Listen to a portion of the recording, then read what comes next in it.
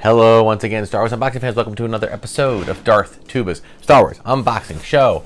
I'm your host, Darth Tuba, with not one, not two, not three, but four. Count them, four different unboxings. Yes, we're back to some unboxings. Why? Because I had to wait for the things that I pre-ordered to come in, and that's what happened. So they all kind of came in within the last couple of weeks. Those of you who are collecting vintage collection figures might have received these figures as well. It seems like they kind of ship them out when they get them, or when they receive an order of them. So let's get right to it. In full disclosure, I have pre-unboxed some of these just to kind of be aware of what I've received. And again, these are all vintage collection. Okay, we're going to start with number VC312. And that is Mandalorian Mines of Mandalore. So, this is another Mandalorian figure. And again, I probably would have skipped on this because, as you can see, looking at it at first glance, it has a very similar look and sculpt to the several other Mandalorian figures that they have already released, okay? But this one does, of course, come with the red hat, or whatever they did in this, talked about in The Simpsons. It has a slightly different configuration. Comes with the dark saber. Does come with that little black scarf on the back. Okay, so pretty cool. Din Djarin, once a lone bounty hunter, has reunited with Grogu as the New Republic struggles to lead the galaxy away from its dark history. So pretty cool. I've been loving all of these things. I've been rewatching everything. I've been rewatching Mandalorian and Obi-Wan Kenobi, or I should say Obi-Wan Kenobi, and of course Ahsoka and Andor, and I've just loved them all for different reasons. I love that, some of them are kind of taking place in what people are now dubbing the Filoni-verse, right, where it's going to be Mandalorian, Ahsoka, Boba Fett, Fennec Shand, and all the other, Chrysanthemum, and all the other ancillary characters that are in that universe that 5 or 6 years after the fall of the Empire, and with Grand Admiral Thrawn set to return as the big baddie, the new villain, which I think is brilliant. If you're gonna have a villain, have it a villain that's been tried and true and proven, and Thrawn is that character. So I'd be really curious to see where they take this. They've announced a Mandalorian and Grogu standalone film. I look forward to that. I look forward to where they can take this whole Star Wars saga and series of ideas and stories and world building into new directions. So, as a figure, it's great. It's a Mandalorian. I do keep these packaged. I do like the racing stripe thing, as I say on every episode, and I like their Mandalorian line art and word art. And it's number 312, so they keep going.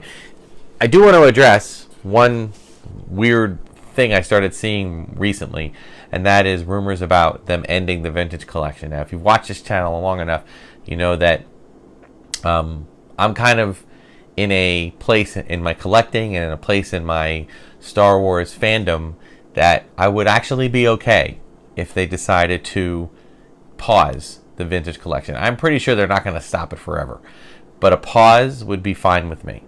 It seems like they are continually looking for new things, new ideas. They have those 5-inch figures that they started releasing. I do not collect them. I've stopped collecting the Black Series, mainly for money and for purposes of cost-saving measures and space-saving measures. That's really the reason why. Some of the Black Series figures I might continue to dabble in if they're a unique character. But I really think that might only... I'm actually thinking about pulling that back to only Galaxy's Edge and Disney World, any types of Black Series figures exclusive to there, because I do still collect Disney Star Wars, a lot of Disney Star Wars crossover merchandise. So that's kind of one of my areas. So we'll see. But 312, so they well past the 300s at this point. So we'll see if they decide to put a cap on it somewhere, or if they're just gonna keep going, because they have announced new figures. They've announced pipeline reveals. At the time of this recording, it's about a week before May the 4th. So I believe HasLab is going to do another announcement, so we'll see what they say. But there's your Mandalorian. Mines of Mandalore. Okay, next up. And I do believe that these are all, in fact... I don't want to say that, you know, like, I guess TV based, you know, like TV series based. Okay, number 315. Axe Woves. Privateer Axe Woves. Another ancillary. I shouldn't say ancillary. It wasn't like, you know, he was only in a couple of episodes. But I do like that he kind of splintered away from Bo-Katan, but yet they had to kind of come back and kind of fight.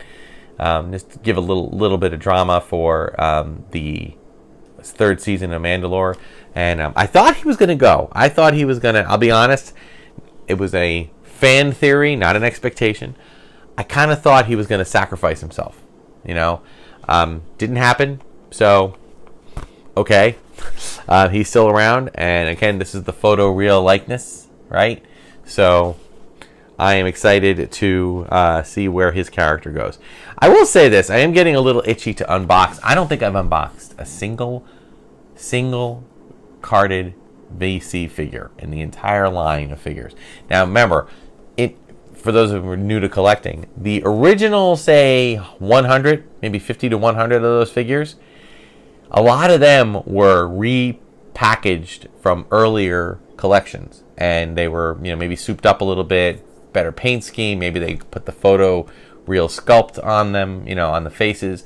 But they were part of older figures lines, you know, maybe Revenge of the Sith, or the Saga collection, or the OTC collection, or the Legacy collection, any one of those. And I've unboxed a lot of those, so I have them in my collection loose all over the place in small dioramas and things of that nature. But ever since the VC line, I have not unboxed them. I want to have one unboxed set. So, but I do sometimes look for places that might have a, like I've been to, what are they called? Ross's, which sometimes will get overstock, and they will sell things for really cheap, maybe a $5 figure or whatever. Or they used to have these available at a $5 below, but I don't see them in there anymore. They've kind of switched over to those cheaper 6-inch figures. But if I do find some new ones, I will try to unbox them and put them in the collection just on loose display. Not the whole collection, but just some of them. And I like the Mandalorians. I think I want to try to do that. Or maybe see if I go to a toy show and see somebody selling a baggie full of some of the newer figures. I might, you know, pick them up and do that. So, very good. All right. And our final new figure, or I should say officially licensed figure, is my favorite character outside of Ahsoka. My favorite character from the Ahsoka series. And I should say an awesome throwback to the Clone Wars, Professor Huyang. Now, I actually was ordering, I almost ordered the Black Series Huyang, because I thought that this was going to be the only version of it. And then they announced the Vintage Collection, and I will say, sorry Hasbro, I canceled my Black Series order as soon as this figure was announced, because I want a 3 3/4 inch version of this figure. If I'm out and about in the store and I have seen some of the Ahsoka figures showing up, I may buy another one of these so I can have him loose. I just think he's so wise and such a great character. And my daughter's a huge Doctor Who fan, so we've always loved David Tennant, who voices Huyang, and so it's a great combination. There've been a few like Doctor Who, Star Wars, crossover people that have snuck in over the years, and some of them are very obvious like this, and some of them not so much from the old Doctor Who. But it's really kind of cool that they kind of have maybe because they were both the original trilogy and the prequel trilogy, a lot of it was shot in England, like, you know, so, or at least some of it, so it's kind of cool to have that. But there he is. I told them to stay together, but they never listen. Such a cool character. So I'm very much looking forward to seeing a little more Huyang in the future, but I hope they don't get rid of him. He's thousands of years old. Don't get rid of Huyang. Don't. All these other characters only live like 100 years if they're lucky. This guy could live on forever. He could be like part of the Star Wars lore. He could show up in the High Republic thing. Maybe he will. Maybe we'll see him in the Acolyte. We'll see. All right, so there we go. All right, and then lastly is not an officially licensed one. This is a custom figure that I picked up, courtesy of Stan Solo. Not courtesy, I purchased it from, but he was the creator of this. And you know, and I will say, you know, I've said it before, I'll say it again, folks. I don't know why there's such a I've been reading, I've been joining a lot of Facebook groups, just kind of getting into, different type of groups. Some groups that like talking about the vintage collection. Some people talking about the actual vintage figures. Some people talking about, the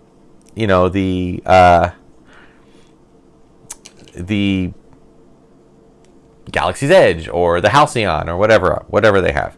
Anyway, but there's been a few, like just Star Wars in general, and you got to go to their rules. Oh, and by the way, if you're going to join any kind of group like this, always read the rules. They're not like contracts that are all the same. Like that you might look on a website and they have this thing, they expect you to agree to the terms, and people never read it. They say you're supposed to read it, but that's like fine print. You can't read it, so it's too small. So people sometimes just ignore it. Don't ignore the rules on Facebook, okay? Because they have specific rules that might, sway you one way or the other about whether or not you want to join. So, a couple of Star Wars sites, toy collecting sites, and there's a lot of, you would go into like everyone be kind to each other. This all be respectful. Great, right? I totally agree with that. Go down. No customs, no bootlegs, no this, no that. And I'm like, okay, it's fine. Whoever put that group together. It's their group. It's their right. But I just kind of question it because just my own opinion. Why? What does it matter? Customs are to me an artistic piece. They're not mass-produced figures like the ones you bought in the store. They are custom figures. Now, I understand some people think that when you make a custom figure that's a complete reproduction of another figure, like, say, a blue snaggletooth or a yak face or something of that nature, or even just a Luke, some people just make because they just do, and they try to profit off of it. And I understand that that's, somewhat questionable, I suppose. But I also think that a good collector and a good, savvy collector will be able to tell the difference between a figure that was released back in the 70s and 80s and a reproduction. I tend to limit most of my collecting when it comes to customs to unique customs that were never released, that were never made in the original, Kenner line. That's kind of where I do. I have had some, there have been some things that I've gotten. I own a real blue snaggletooth and I own a bootleg blue snaggletooth, or a reproduction. Okay, I own the reproduction. I own a lot of the reproduction droids and Ewok figures, or the droid figures that weren't produced, they weren't released, they were just prototypes. I own customs of those. Okay, I get it. I suppose my next of kin could try to put it out there in a very simple way to try to sell something, only to be told, "Hey, you're trying to scam people," and I get that, but I don't think this figure, this guy, and most of the ones in my collection are a problem. You feel free to disagree. Feel free to put a comment in. I understand. You're entitled to your opinion. But this is Luke Dagobah, and this is a figure we never received in the Empire Strikes Back line. One with his kind of greenish-grayish tank top and his, the bottom of his pants and the, his Bespin fatigues. Why do they call it Bespin fatigues? I don't know. He spent more time. I'd call him his Dagobah fatigue because he spent more time with this on Dagobah, I think. Comes with a blaster, and it comes with the blue, not yellow, blue lightsaber. There you go. So I have a whole series of custom figures on the wall over here, and I will add him to there. But I love the look of it. He has the same kind of Luke face from the original. Well done, Stan Solo. All right, you can look him up on Facebook. He is somebody that I know there's been a lot of discussion about the Fan Strike Back and how that person who ran that has not been following through on his orders, and that is a buyer beware. And full disclosure, I have fallen for some of his shenanigans, and I've sent money to him to have some figures sent to me, and I've only been receiving part of those figures, and I never received the full order.